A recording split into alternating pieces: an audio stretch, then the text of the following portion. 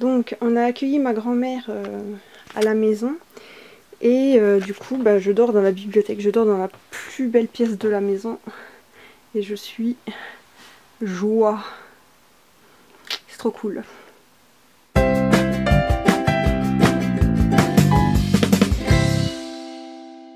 Bonjour tout le monde, voici une nouvelle vidéo sur ma chaîne qui sera un point lecture. J'ai lu 6 livres et un livre graphique et je vais vous les présenter maintenant. Pour commencer, j'ai lu Anne de Green Gables de Lucie Maud Montgomery aux éditions Monsieur Toussaint Louverture. Donc on l'a vu passer partout, il est trop beau et tout. Je l'ai eu grâce à Babelio, que je remercie, et aux éditions que je remercie aussi. Donc c'est un très bel objet livre. Et est-ce que l'intérieur vaut le coup?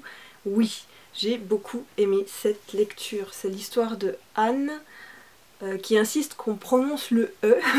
Elle dit Anne avec un E. D'où le nom de la série d'ailleurs sur Netflix, que je n'ai pas regardé.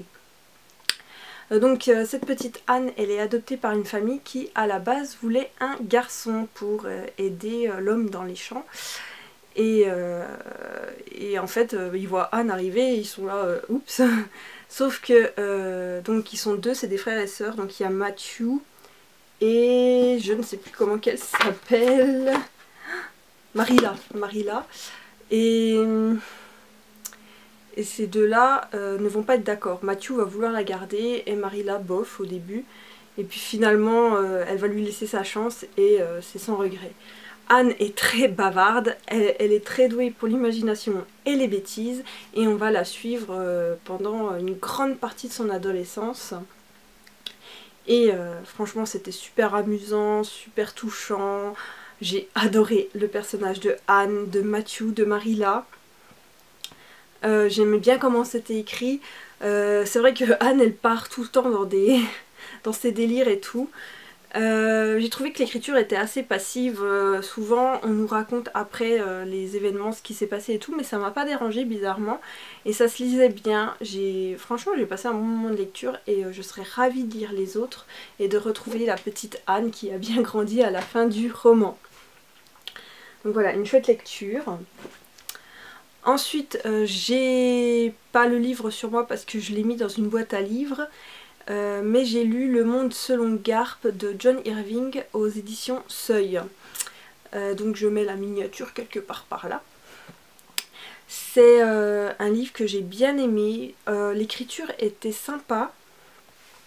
Donc l'histoire c'est celle de Jenny qui veut avoir un enfant mais pas le boulet qui va avec, on va dire.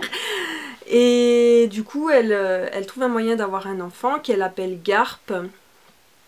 Et enfin plus exactement Hasty Garp. Et voilà, on va suivre l'histoire de Jenny et de son fils qui grandit, etc. Donc au niveau de l'écriture c'était sympa, ça part un peu dans tous les sens mais bizarrement je me suis pas perdue, j'aimais bien et tout le passage avec Jenny, j'ai vraiment adoré voir Garp grandir, etc. C'était vraiment top. Et puis après ça m'a saoulée parce que ça parlait de fesses et d'adultère et j'en avais strictement, mais strictement rien à cirer. C'est pour dire hein. Je trouvais que c'était pas très utile, que ça apportait rien à l'histoire, ça m'a gonflé. Vers le milieu, un peu après le milieu, ça recommence à devenir intéressant vu qu'il se passe des événements qui sont assez graves et tristes. Et du coup j'ai quand même aimé ma lecture, même si la fin je l'ai trouvée longue, mais longue. Pendant 25 pages au moins il nous fait tout un récapitulatif et tout, et j'étais comme ça, je fais mais c'est pas possible, c'est long. Il aurait mieux fait de laisser l'imagination au lecteur, j'ai envie de dire, parce que vraiment la fin j'en pouvais plus quoi. Donc c'est pour ça que j'ai décidé de le donner, pas de le garder, parce que même si c'était pas une mauvaise lecture, bah c'était pas non plus le truc waouh auquel je m'attendais. En fait j'étais même plutôt déçue. Donc j'ai fait cette lecture pour le café littéraire auquel je participe dans ma ville. Donc c'est un club de lecture en fait. Et je regrette pas de l'avoir fait, mais franchement je m'attendais quand même à mieux et à plus aimer. Ensuite, j'ai lu Poète et paysan de Jean-Louis Fournier. Donc c'est un très court livre que j'ai lu en une demi-heure, je crois. Parce que bon, en plus à l'intérieur, c'est très espacé. C'est des tout petits chapitres comme ça et tout. Donc c'est sûr que ça va très très vite.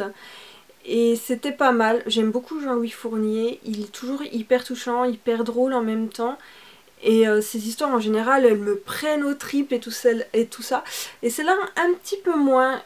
C'est pas mon préféré de Jean-Louis Fournier. Il est bien, j'ai bien aimé. C'est l'histoire d'un gars qui est amoureux.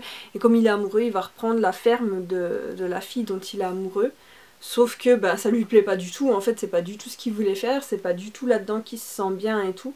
Donc on découvre la ferme et tout. J'ai trouvé que c'était un peu cliché par moment. Mais bon, ça reste drôle, frais, léger.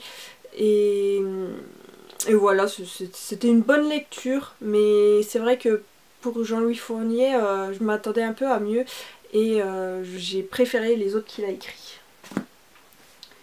En troisième, je me suis lu Complètement cramé de Gilles Le Gardinier aux éditions Fleuve Noir. Celui-là, il était en train de mourir dans ma palle et donc j'ai décidé de l'en sortir. Au niveau de l'histoire, j'ai bien aimé. C'est celle de Andrew Blake qui vient vivre en France comme majordome. En fait, à la base, il a une entreprise d'acier, je crois, un truc comme ça, qui fait des boîtes de conserve ou un truc comme ça. Et il décide de tout larguer et de partir devenir majordome pour une femme en France. Et il va faire la rencontre de plusieurs personnages que j'ai trouvé très attachants. Donc il y a Philippe, il y a le chat qui s'appelle Mephisto, la patronne elle s'appelle Nathalie, et il y a Odile la cuisinière. Donc, et puis Marion ou Manon, la personne qui fait le ménage. Et au début c'est un peu compliqué, ils se connaissent pas trop et tout, donc c'est vrai que au début c'est assez raide entre eux. Et puis petit à petit va se créer un lien, les personnages vont s'ouvrir, vont évoluer. Andrew va être une bouffée d'oxygène on va dire pour ces personnages et c'était pas mal, l'histoire était bien, l'écriture était bien, bon, les dialogues faisaient un petit peu faux mais ça allait.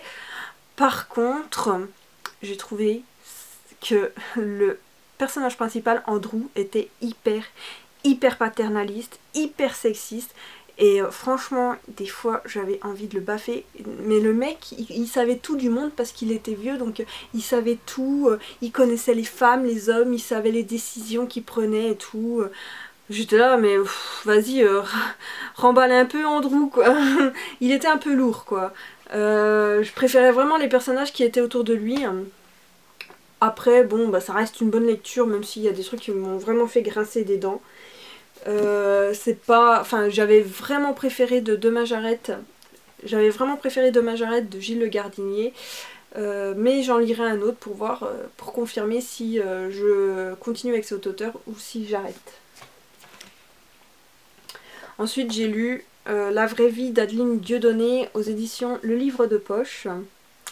Donc ça, c'est une histoire vraiment dure. C'est celle d'une enfant de 10 ans, au début de l'histoire elle a 10 ans, qui a un petit frère qui s'appelle Gilles, et des parents un peu timbrés. Donc elle explique qu'ils ont 4 chambres dans la maison, donc celle des parents, celle de Gilles, la sienne, et la chambre des cadavres. Et la chambre des cadavres, en fait, c'est tous les cadavres d'animaux empaillés que son père ramène de la chasse, parce que son père est chasseur. Et c'est un homme très froid, très violent, qui se met très facilement en colère et qui est désagréable au possible. Il est vraiment horrible comme homme. Et franchement, j'avais envie de prendre Gilles et sa sœur et de les protéger. La mère, au début, est pas très présente. Enfin, elle est là, mais elle se fait cogner dessus, puis elle dit rien, quoi. Et voilà. Moi j'ai beaucoup aimé cette lecture, elle était très dure, mais alors qu'est-ce qu'elle était belle, enfin moi je l'ai trouvée belle, hein. Et malgré les difficultés et tout, la relation de la sœur et de Gilles elle était magnifique et comment la sœur elle évolue pour sauver son petit frère, c'était très beau, le lien était très très beau, même si Gilles, ben, il tourne mal en fait au fur et à mesure des pages, puisque c'est ça l'histoire, hein. Gilles et la petite, ils assistent à un accident et ça change complètement Gilles, donc elle décide de créer une machine à remonter le temps pour changer les événements. Et c'était hyper intéressant, ça se lit très très bien, c'est très bien écrit, c'est très dur, très froid. J'ai pleuré à la fin d'émotion et tout. Alors certes c'est glauque, enfin voilà, ça peut paraître un peu exagéré, mais moi non, ça m'a pas dérangé, ça fait très conte en fait, un conte vraiment cruel, mais j'ai trouvé ça super bien. Et vraiment, je recommande parce que j'ai passé un super bon moment. Finalement, en roman, j'ai lu Lire est dangereux pour les préjugés de Dave Connis. Donc je l'ai fini hier et c'est une super bonne lecture. Donc c'est dans un lycée privé, une gamine donc, qui va au lycée, une lycéenne qui s'appelle Clara, découvre qu'il y a des médias prohibés, donc des livres censurés, disons les mots comme ils sont, dans son lycée, et que les gens n'ont pas le droit de lire sous peine d'avertissement, voire d'être exclus du lycée. Donc elle décide d'ouvrir une bibliothèque cachée, en fait, comment on dit, clandestine, voilà, elle ouvre une bibliothèque clandestine dans son casier, et va mener, enfin tout ça va emmener une réflexion autour des livres, de s'ils sont dangereux ou pas, si c'est légitime de les censurer ou pas, et pourquoi on se bat pour que les gens puissent lire ce qu'ils ont envie. Donc c'était une super lecture, j'ai adoré les personnages, j'ai adoré Clara, j'ai adoré Litchi, je pense que ça se prononce comme ça. J'ai adoré Ashton, Jack, Rezi, enfin bon bref, j'ai vraiment aimé les personnages, j'ai aimé l'évolution de Clara, comment elle passe de tous les préjugés qu'elle a sur certaines personnes, sur certaines choses et tout, et comment elle change quoi, comment elle apprend que en fait bah, les préjugés c'est de la merde et que les personnes elles sont bien souvent pas ce qu'on imagine d'elles en fait. Donc je l'ai bouffé et c'était une super lecture. J'ai vraiment aimé et j'ai adoré jusqu'au bout. J'ai aimé comment c'était écrit aussi et comment les chapitres ils étaient découpés, les chapitres et tout ça. Ils étaient assez courts et puis j'aimais bien les titres. Enfin bon bref, je me suis vraiment éclatée. C'est un livre de très bonne qualité que je recommande à fond. Franchement ça fait du bien et ça donne vraiment envie de combattre pour ce qu'on aime, etc. Voilà, c'est fini pour les romans. Maintenant, je vais passer à la lecture graphique qui est La saveur du printemps de Kevin Panetta et Savannah Ganucheau aux éditions Jungle. J'étais trop contente quand j'ai vu qu'il l'avait sorti en français et je me suis jetée dessus. Puis après, ben, pour le lire, j'ai mis un peu de temps parce que je me disais après ce sera fini. J'adore commencer à l'intérieur, c'est très bleu, c'est tout en bleu comme ça. Et c'est vraiment une très bonne lecture. Donc c'est une histoire d'amour qui va naître entre deux garçons, donc lui qui s'appelle Harry Stott et lui qui s'appelle... Oh, j'ai complètement oublié comment il s'appelait. Galéaï, ça c'est son nom de famille, mais son prénom je ne sais plus. Hector, voilà. Donc c'est Hector et Harry. Et donc Harry, les parents de Harry tiennent une boulangerie, mais lui il décide il veut partir en ville pour faire de la musique. Et ses parents ils sont pas trop d'accord. Et il va faire la rencontre de Hector qui vient d'emménager chez sa grand-mère qui est décédée et il a décidé de prendre une année sabbatique. Et du coup, tous les deux, ils se rencontrent à la boulangerie parce que lui adore cuisiner et donc il prend un poste à la boulangerie qui est censé servir pour le remplacer, lui qui veut partir en ville. Et donc petit à petit, ils vont tomber amoureux. Et il faut savoir que les amis de Harry sont absolument insupportables, particulièrement Cameron qui n'arrête pas de rabaisser les gens et particulièrement Harry. Et à chaque fois je me dis mais lâche-le ce mec, c'est juste un gros con quoi en fait. Et la première fois qu'il rencontre Hector, il a des propos mais des genres mais t'as envie de le baffer quoi. Mais franchement je détestais Cameron. Et bon, il a d'autres amis et tout, mais je les ai trouvés un peu limites des fois. Et voilà.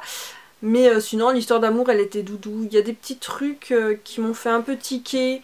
Parce que des fois, ils étaient pas sympas l'un envers l'autre. Enfin, pas forcément le couple principal, hein, mais les personnages, j'ai trouvé que des fois, ils étaient durs. Mais bon, ça reste une belle histoire. C'est juste en dessous de Heartstopper. J'ai préféré Heartstopper, mais celui-là, j'ai vraiment beaucoup aimé aussi.